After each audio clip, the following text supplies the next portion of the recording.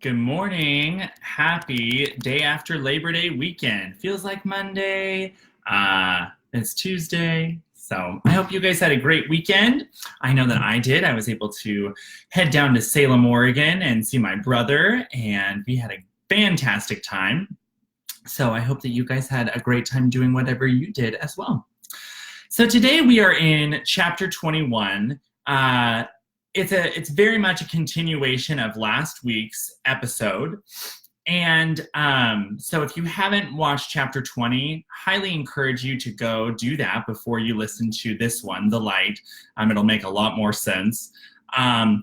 This is a very vulnerable episode. You're going to find out why fairly quickly. So just go with me on it. Thank y'all for letting me share, as always. And so with that, I'll just go ahead and get started. So I don't typically talk too much about the titles of my chapters. Sometimes I do a little bit, but they're not, I don't go into great detail about why I called it that specific thing, So for this chapter, though, it's called The Light. And you'll really understand what I mean by that towards the end of this chapter. But I want to preface the entire thing with this. You cannot be two people. You just can't. It doesn't work. I've tried. This chapter is going to tell you a little bit more about that, but I just want to preface the whole thing. You can't be two people. You can't lead two lives. So I think that each of us figures this out in our own way. But typically it's when we're teenagers or early 20s, college years, something like that. We kind of realize that you can't be different yous to different people. Does that make sense? And when we figure it out sooner than later, it's often sometimes in the form of a mess, or like we messed up, or it's kind of embarrassing because, you were one way with this person, one way with this person, and then they merged. So that's really what I mean here by you can't be two people, you can't lead two lives. And I know that we all recognize this and we go through it. It's a part of growing up. Because rarely do you meet someone who has not learned this lesson, who's kind of older than their mid-20s, I would say, because they're not people that you want to be around. People that lead two different lives and are two different people, we don't really like being around them. We don't hang out with them. They're not the first people that we pick up the phone and say, hey, how are you? Let's go hang out. Whenever I think of someone that leads two lives, this is kind of a classic example. We've all heard of it. I think of the guy. Typically, it's a guy that has like a beautiful family, and then he has another family.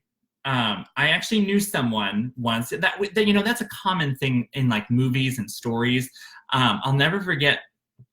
It happened in my like late teenage years. I ended up knowing a friend of mine whose father had this whole other family that none of them knew about. So that is like a really dramatic example of you're living two lives, right?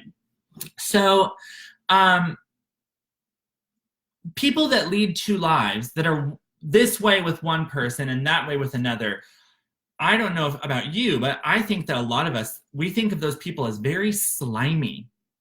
We think of them as slimy because they're not trustworthy. Their actions are not lining up with their words, what they say. And when that happens, trust is broken. And when you can't trust somebody, they're not on your good list typically. Very sadly, I found myself living two lives. And the day that they merged, my mess up, my embarrassment, talked about that just a second ago. We all go through this, but sometimes it's when you're a teenager and sometimes when it's, in your early 20s. These two people that I was living, they met and they came together. Now, before I get into it, there are several things that sort of lead up to this, and if you've watched my story, you'll know what I mean. But for those that may just be tuning in, whatever, I'm going to give you just a quick 30,000 30,000-foot view of what I mean really by this. So first we start with, and by the way, how are two people? I think everyone can answer that for themselves, but this is mine. First of all, I want to start with the influence of my upbringing, and specifically the church and my family. There were many, many, many things that were painted as very black and white in my upbringing, you know, in my growing up years. And especially in the area of sex, drugs, alcohol, profanity, and of course, sexuality in general. There was no middle ground in any of those areas. No gray, if you will. It's either black or white. So if you didn't do any of those things, you were good. And if you did do those things, you were bad. Those were bad things. There was no kind of gray area, right? So that's about as much thought as I put into any of those topics. They're all bad. I've been told they were bad. So when they started happening in my life, when I started learning what those things were, sex, alcohol, drugs, profanity, sexuality, you name it, and a host of other things, instead of deciding how I felt about any of them, letting them just sort of come to me and I deal with them, oh no, I just kind of shoved those in a box. Those are all terrible. Those are bad. And they went up on a shelf, right? So that's sort of a 30,000-foot view of where this is coming from. These two people was never even allowed to talk about any of those things openly, really, let alone, you know, when one of them comes my way, I do something about it or experience it. So, okay, next I want to talk on to some, move on to some other contributing factors. As we discussed in the last chapter, I really didn't know who I was at this point of my life. I don't know if y'all have had any moments in your lives when you really didn't know who you were, but it's not a great feeling. It's just not a great feeling. So, as we talked about in the last chapter, I very often felt like I was kind of an empty shell. And what I mean by that is that I would just sort of walk around empty, and then I would be filled up with the emotions, the reactions, the actions, the responses, all of the things that I thought were expected and required by whoever I was with. So if I met this really cool person at Red Robin and they cuss all the time, well, I'm going to be a cool person and I'm going to cuss all the time too, because I wanted to be accepted, right? And that's how they are, so that's how I need to be. That right there is kind of two lives going on at the same time at its core. And sadly, a lot of people find themselves in that boat frequently, but they can kind of get out of it. I don't want to go down that track. So basically, that's kind of the second big factor here. Where did these two lives come from? Because that's very much how my life was going. I didn't know who I was. I was just being whoever I was meeting up with, however I thought they wanted me to be. I don't know how many of y'all have seen Hamilton, the musical. It won as many Tony Awards as it did because it is as good as that. If you can go see Hamilton, make every effort you can to see that show, and for so many reasons. One of my favorite lines from Hamilton is an exchange between Aaron Burr and Hamilton. And Hamilton says, "If you stand for nothing, what will you fall for?" That is just let that sink in for a second. Those that don't take a stand for something and they don't really know how they feel, well, what will they fall for? What will they stand up for? What will they, I'm passionate, I believe in this. So it's a little different than what I mean here, but it's very much along the same lines. When you don't know who you are, as I didn't at that time in my life, I didn't know what I stood for. And when you don't know what you stand for, it's almost impossible to know where you're going.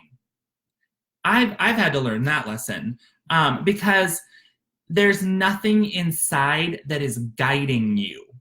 That's really what it is. It's not that you don't think or feel or believe certain things. It's just like, there's nothing inside you guiding you. You don't really know who you are. So how are you going to go anywhere?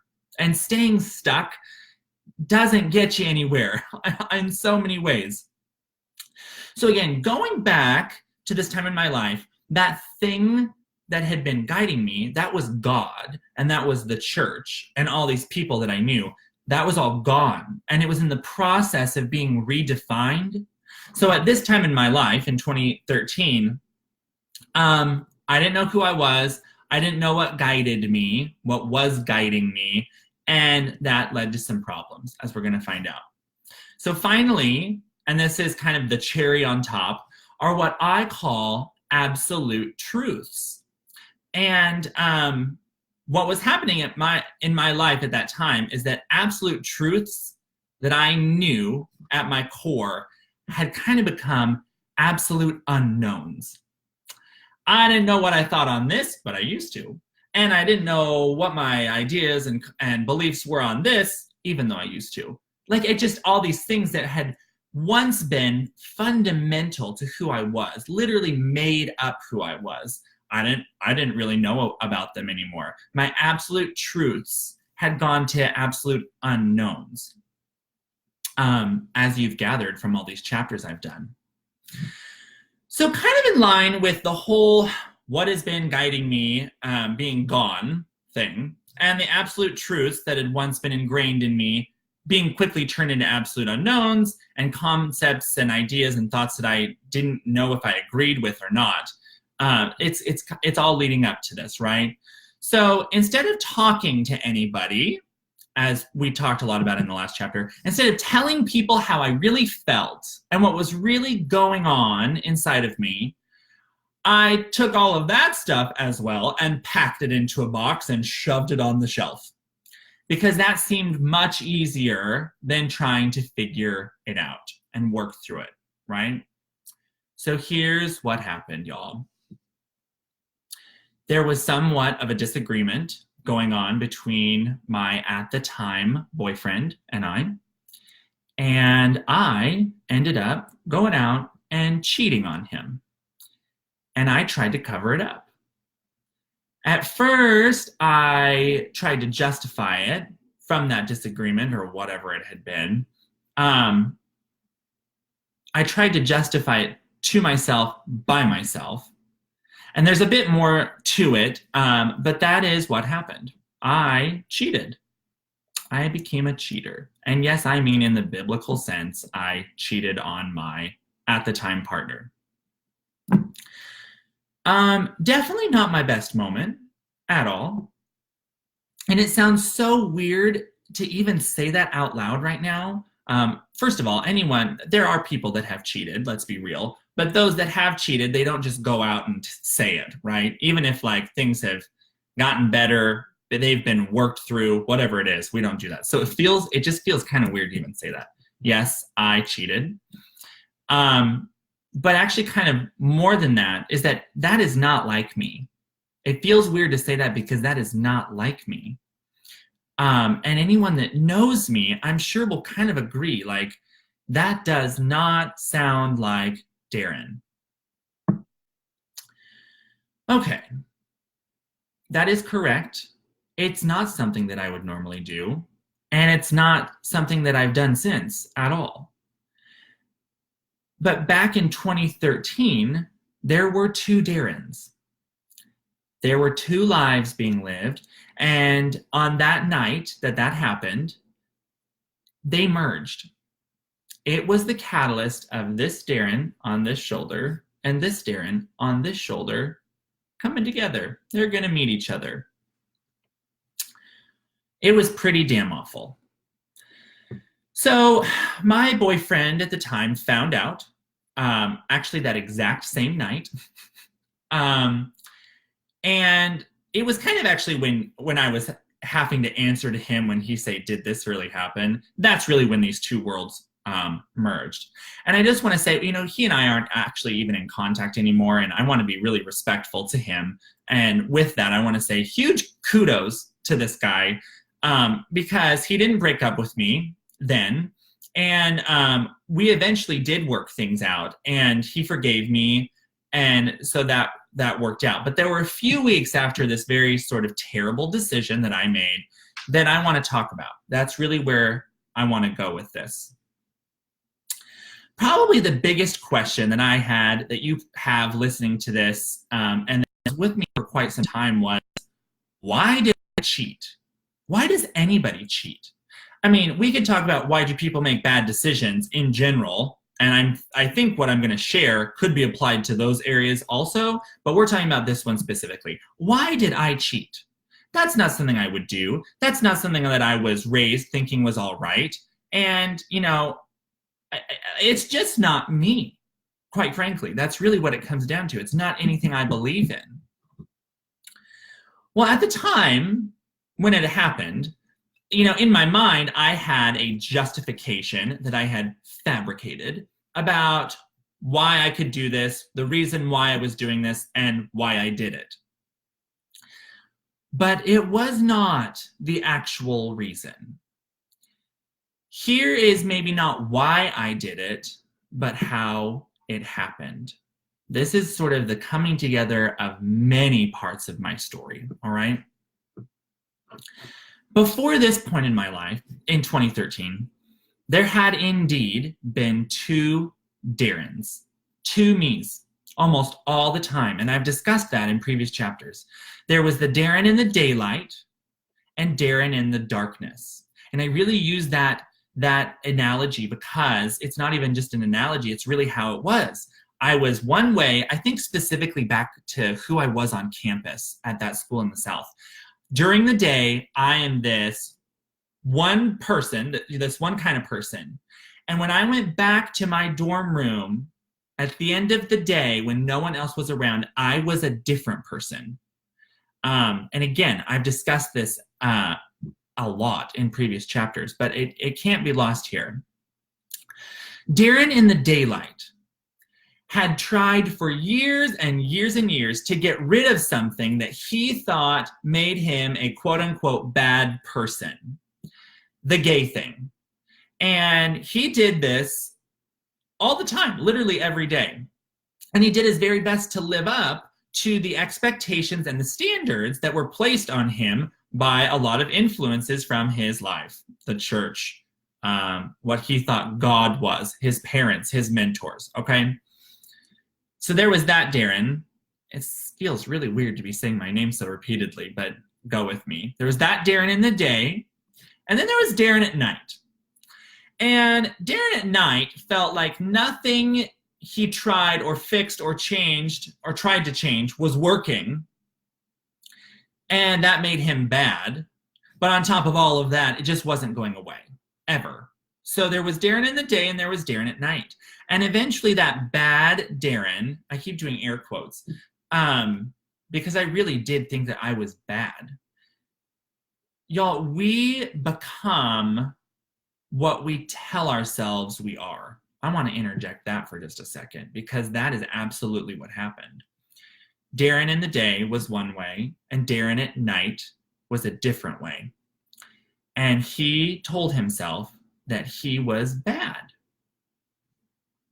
Now, before going on, I do want to insert something really quick, and that's this. It's kind of an asterisk, but just hear me out. I don't think now, looking back, that anything I was doing was actually bad, okay? I think that they were just really unhealthy ways of learning about sexuality and exploring all of that is really what I believe it comes down to. So just a quick little asterisk there. Okay, now, let's go back. Where am I going with all of this? Like, this isn't even making sense, right? Those two Darrens existed for years, you guys. Literally years. From the time I was a little boy, there were two Darrens. There was a Darren in the daytime and there was a Darren at night. And they couldn't be the same person. I was told that they couldn't be the same person. And it was that way for a very long time. Who I was to everybody and for everybody Isn't that a powerful word change? To everybody and for everybody. Was like some sort of fictional character, quite honestly. And he was just making it up as he went along. This sermon says this, I'm going to do that. This Bible study suggested this, I'm going to do that. There's no real guiding force inside. I have to fully admit that. I was just doing this, doing that, doing this. Okay, so that's Darren in the day. Now, the Darren that I had labeled as bad and was only, with and visited when I was by myself,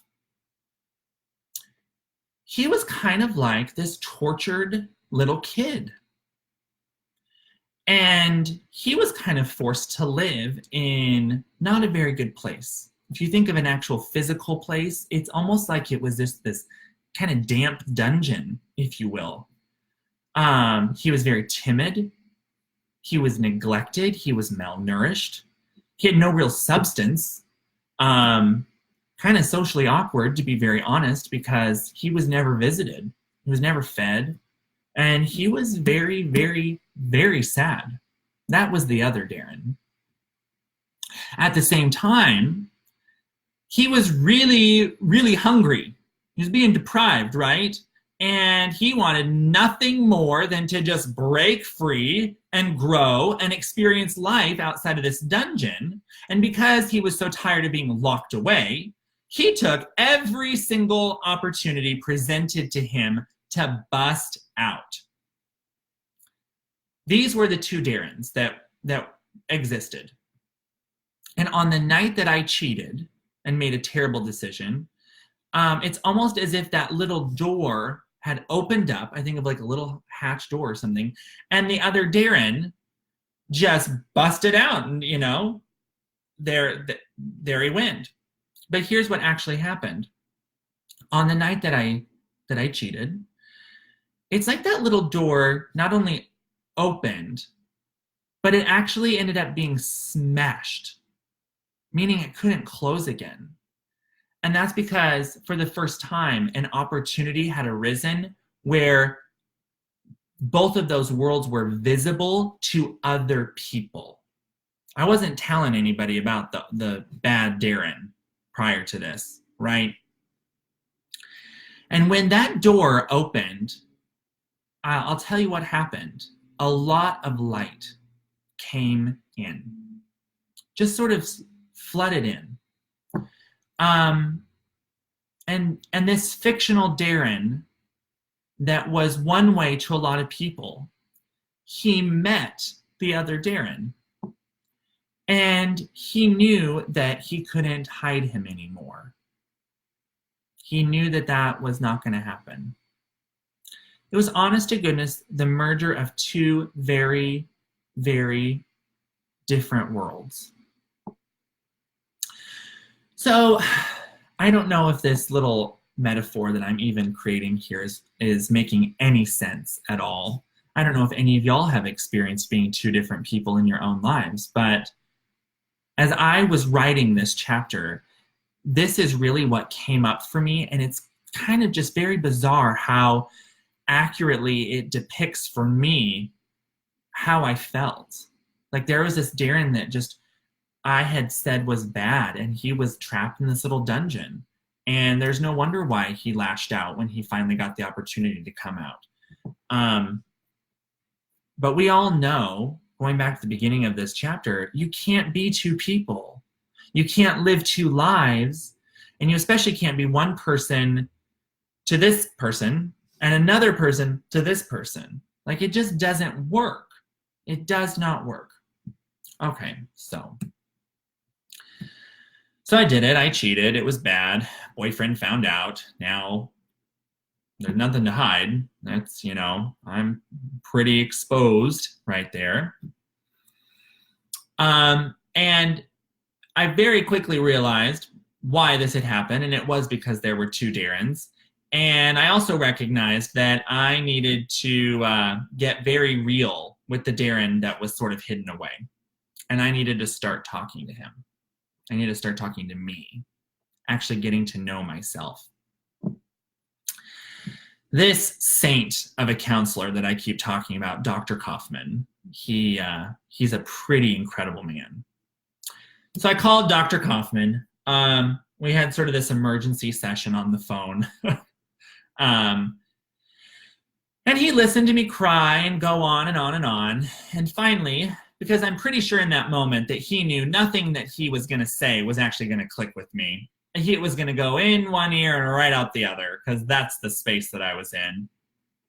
He listened to me just get it all out. And at the end, he said, okay, I'll tell you what. I actually want to send you an email, and I'm just going to give you some suggestions in there. And I thought that was kind of interesting, but I was like, okay, thank you, bye. So I waited for that email to come in, and it finally came in. And I'm, feeling really shitty. Made a big mistake. There's no justifying it. It was a terrible mistake. I cheated. Boyfriend found out. Things are not good. I'm not happy, right? Not a great place. So I get this email. And it has something, thank you for sharing and trusting me. And then it said, I have 2 suggestions for you. And here they are. The first one was, here's that link. I want you to click on that and watch dear, sweet Brene Brown, again, talk about the power of vulnerability. Let's start there. Okay. The second one was to remember to pray to myself. Now that probably sounds a little strange, but in order to understand that, I want you guys to know about a discussion. We have to revisit a discussion that he and I had several months prior. And it was about, I complained to him during this session once that I didn't know what to do with all of the empty space in my head.